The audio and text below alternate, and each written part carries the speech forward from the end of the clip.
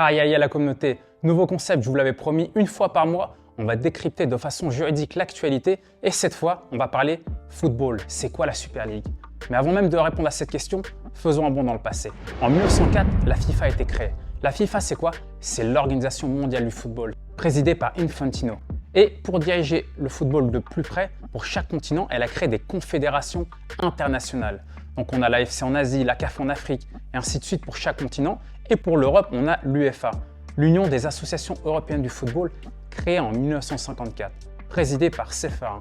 Donc l'UEFA, elle fait quoi? Elle organise l'Euro, par exemple, la Ligue des Champions. Donc concrètement, voilà l'organisation du football. Maintenant, revenons à la question de la Super League.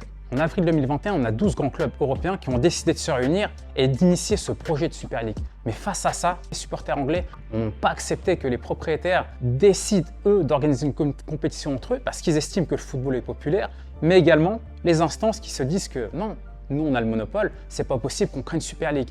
Mais également des instances qui ont décidé de sanctionner à la fois les clubs, mais également les joueurs qui participeraient à cette Super League.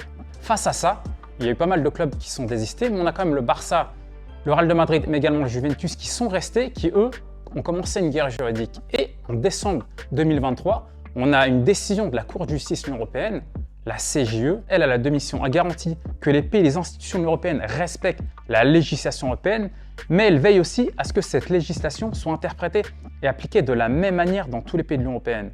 Donc concrètement, la CJE, c'est le gardien des lois sur l'Union européenne. Et à l'intérieur de ces missions, on a différents droits, dont le droit de la concurrence.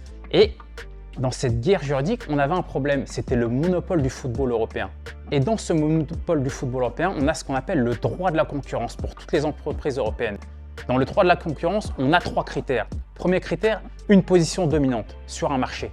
Deuxième critère, une exploitation abusive. Et 3, un objet ou un effet potentiel restrictif de concurrence.